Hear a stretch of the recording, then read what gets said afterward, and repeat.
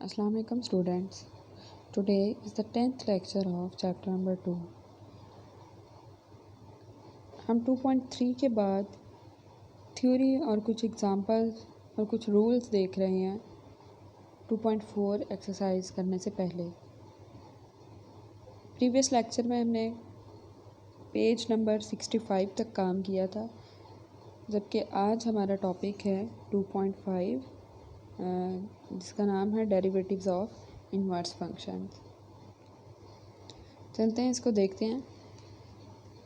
If for each x belongs to D of F means कि x आपका domain of F से ले रहे हैं आप। F of x is equal to y and for each y belongs to D of G, और y यहाँ पे क्या है, वो किसी डी की डोमेन में से, जी की डोमेन में से।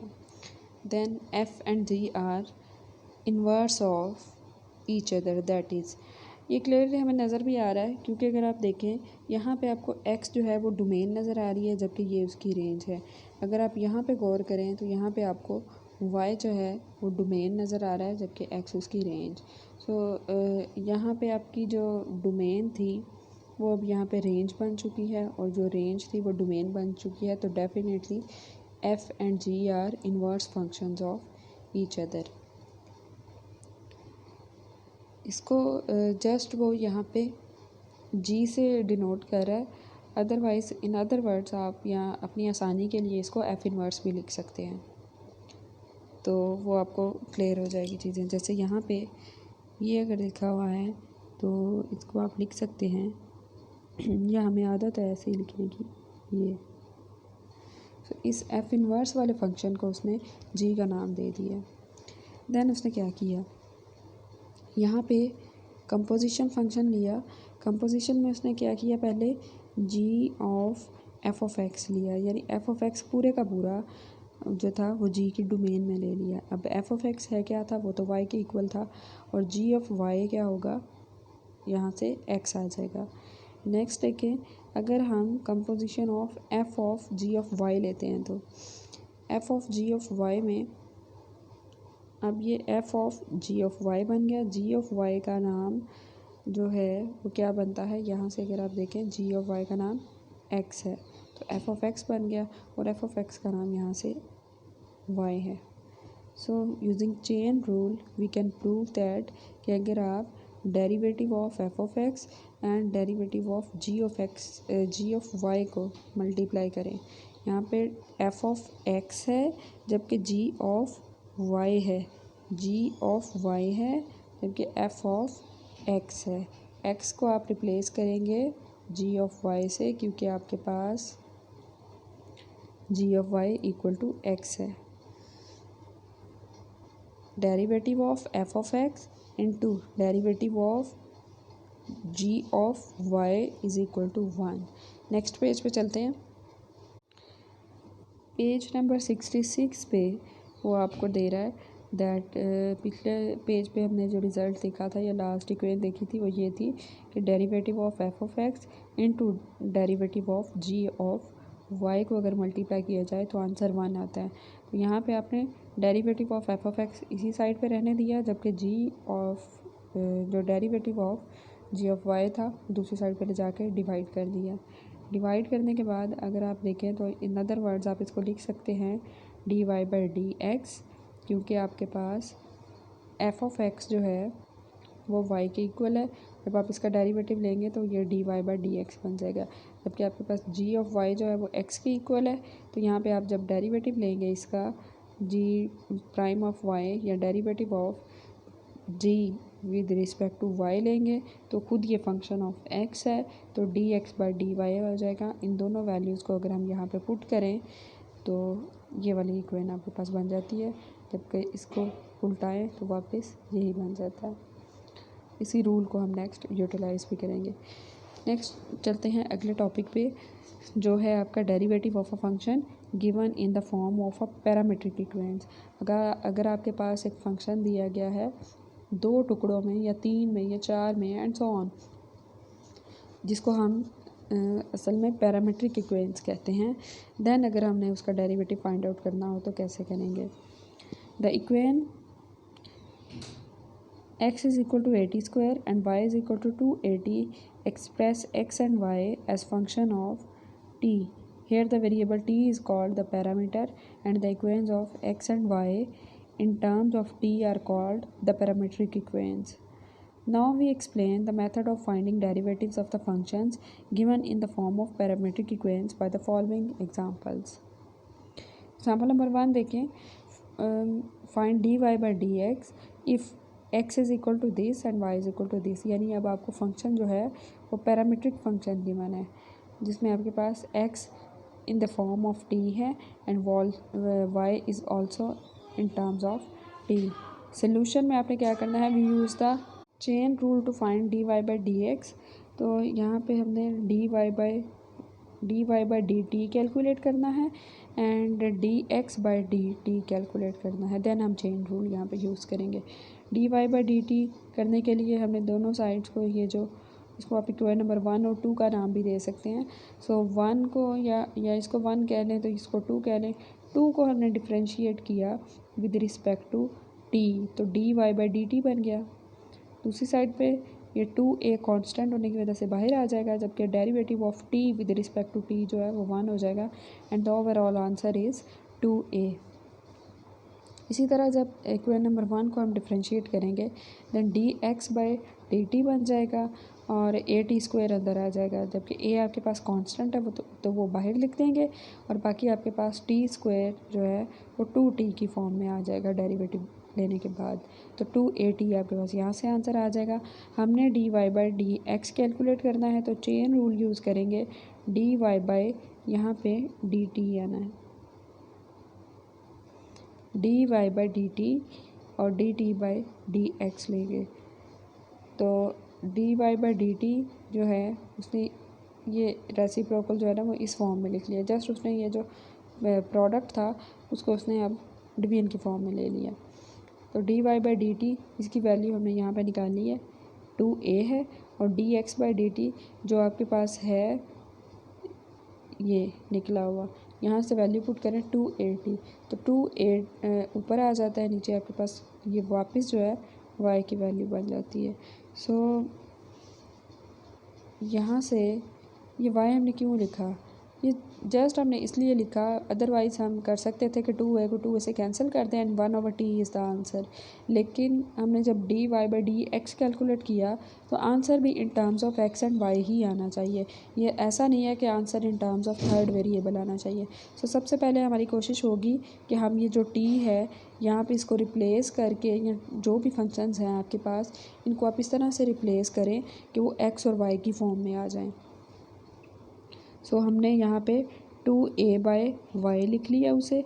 अब एलिमिनेट करेंगे यहाँ से t एलिमिनेट करने के लिए आप यहाँ से भी कर सकते हैं और यहाँ से भी कर सकते हैं. ये काम हम प्रीवियस क्लासेस में भी कर चुके हैं.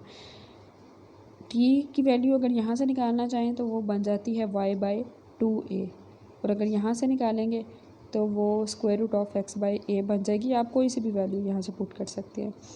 सो उसने क्या किया, we get x is equal to a. यहाँ पे जो t की वैल्यू थी वो उसने रिप्लेस कर दी यहाँ से. इस इक्वेशन से वैल्यू निकाली t की जो कि बन रही थी y बाई 2a, उसको उठा के इस फंक्शन में पुट कर दिया. ये आपके पास बन गया a into y square by 4a² और वाई स्क्वायर बाई 4a. ये a जो है एक कैंसिल आउट हो गया और y square is equal to 4ax बना. यहाँ से t ऑलरेडी आपका एलिमिनेट हो चुका है. इसको आप फर्दर सिंपली जैसे आप पिछले क्वेश्चंस में या पिछली एक्सरसाइजेज में सॉल्व करते रहे वैसे डिफ्रेंशिएट करेंगे, सिंपल उसका आंसर आ जाएगा. So there are 2 methods.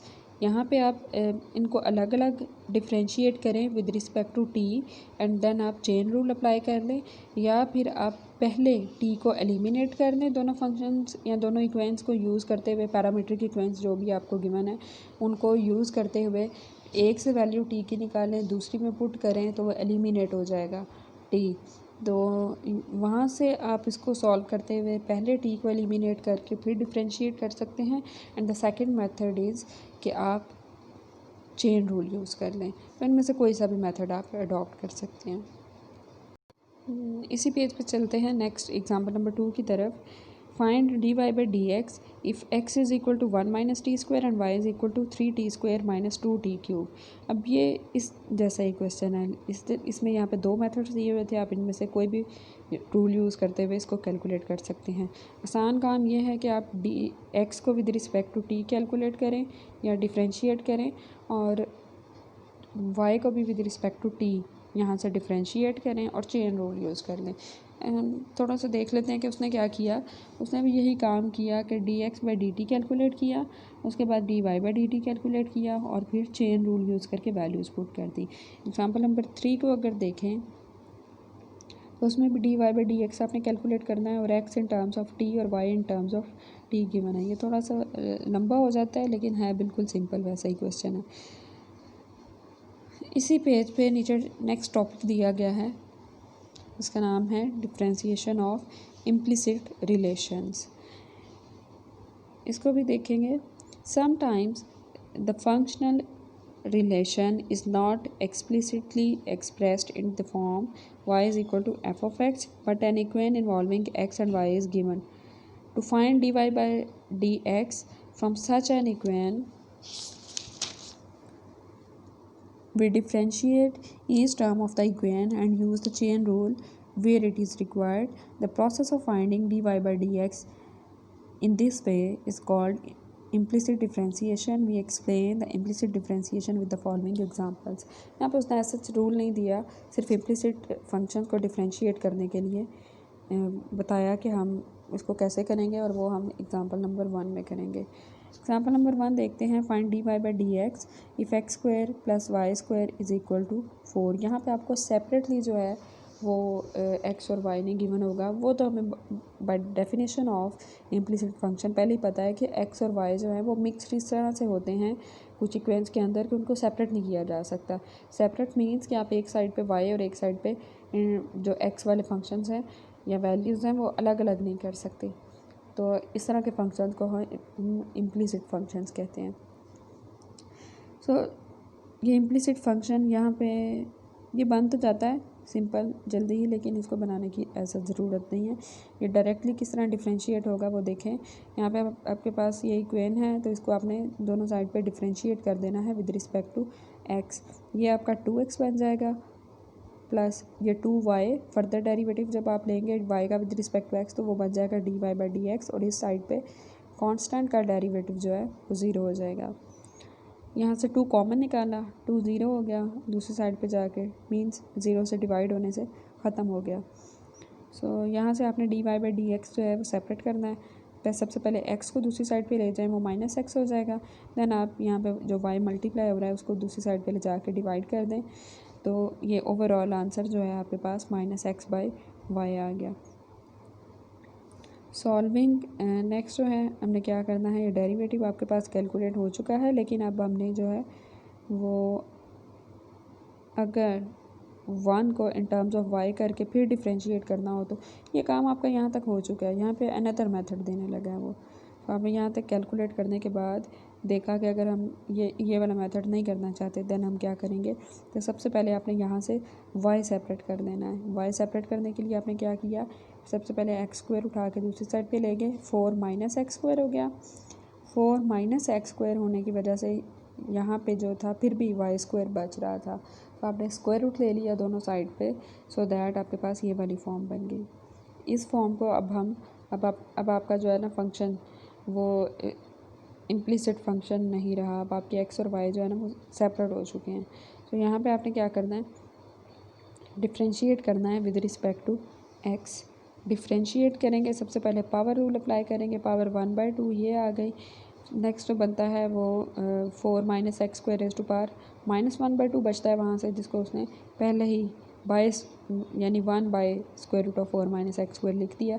And further derivative of base, यहाँ पे 0 आ जाएगा 4 का डेरिवेटिव, -2x आएगा, तो ये -2x उसने यहाँ पे लिखा। सो आप यहाँ पे ये लिखा -x/दिस। अब ये जो है आपका फंक्शन ये तो y है, तो आप इसको y से रिप्लेस कर देंगे। सो ये मेथड अडॉप्ट करें या ये एज़ यू विश, जो किसी को आसान लगता है वो वाला मेथड अडॉप्ट कर लें।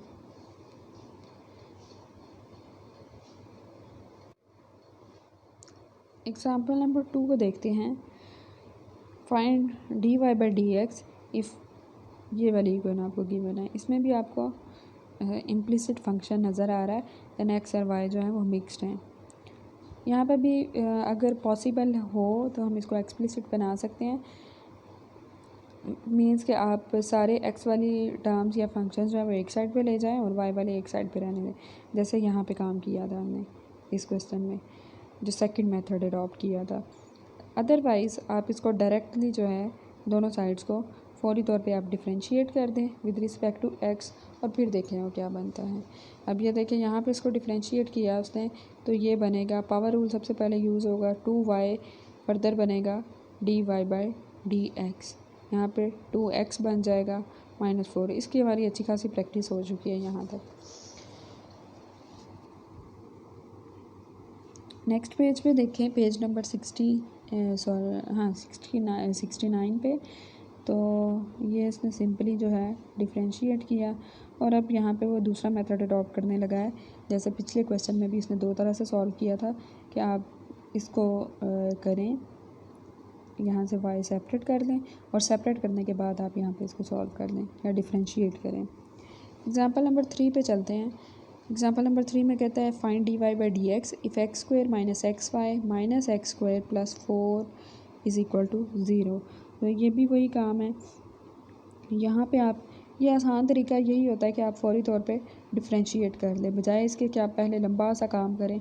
अगर आप देखें ना, ये सोल्यूशन, ये लंबा, ये इतना सा सोल्यूशन था, यहाँ तक सोल्यूशन था ये।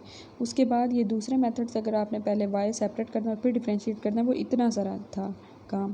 तो आपको कोई ज़रूरत नहीं इतना लंबा काम करने की, और आपको क्लियर होना चाहिए कि डायरेक्टली हम किस तरह डिफ्रेंशिएट कर सकते हैं।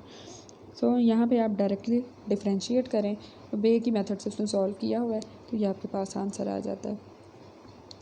एग्जाम्पल नंबर 4 देखें, find d by d x if y is equal to this. ये भी आपका असल में d y by d x है।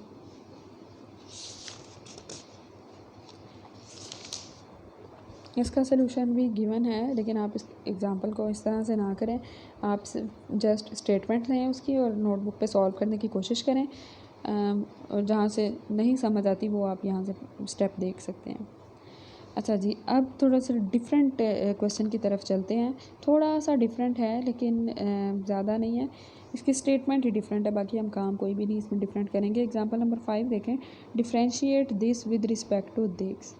अब ये हम कैसे लिखेंगे, ये हम लिखेंगे क्या, d by d x of x minus 1/x, ऐसा नहीं, हम इसको इन शॉर्ट करेंगे और चेन रूल ही अप्लाई करेंगे। तो हमने असल में क्या करना था, अगर इसका नाम, इस पूरे का नाम हम u रख देते और इसका नाम हम v रख देते, या उसने जो यूज़ किया हुआ है मैं भी वही वाला यूज़ कर लेती हूँ, इसने उसका नाम y रखा हुआ है और अगर ये u होता तो इनफैक्ट हमें कैलकुलेट करना था d y by d u, d y by d u calculate करना है। तो इसके लिए हम अगेन चेन रूल यूज़ करेंगे। हम अगर देखें तो ये पैरामीट्रिक इक्वेशंस बन चुकी हैं, ये y as a function of x और यहाँ पे आपका u as a function of x है। सो y को हम डिफ्रेंशिएट करेंगे विद रिस्पेक्ट टू x और इसी तरह u को डिफ्रेंशिएट करेंगे विद रिस्पेक्ट टू x और फिर हम चेन रूल अप्लाई कर लेंगे। क्या किया उसने यहाँ पे, ये आपके पास d y by d x बन गया, ये 2x और ये पावर रूल यूज़ करें तो ये -2 पावर और फर्दर जो है वो पावर बनती है -3। नेक्स्ट यहाँ से 2 कॉमन निकाला उसने और यहाँ पे अंदर एलसीएम ले लिया। एलसीएम लेने के बाद यहाँ पे फैक्टराइजेशन कर दी गई। ये x रेज़ टू पावर 4 - 1 है, उसको उसने x स्क्वायर -1 और x स्क्वायर +1 लिखा। फैक्टर जो है ना उसके बना लिए। फिर हम u को with respect to x differentiate करेंगे तो d u by d x, तो ये 1 माइनस, ये सिंपल सा काम है, ये आपने किया और उसके बाद आपने यहाँ पे चेन रूल अप्लाई कर दिया। D y by d u is equal to d y by d x और d x by d u, ये आपने चेन रूल अप्लाई किया। इन दोनों की वैल्यूज़ आपके पास हैं जो अभी आपने निकाली हैं।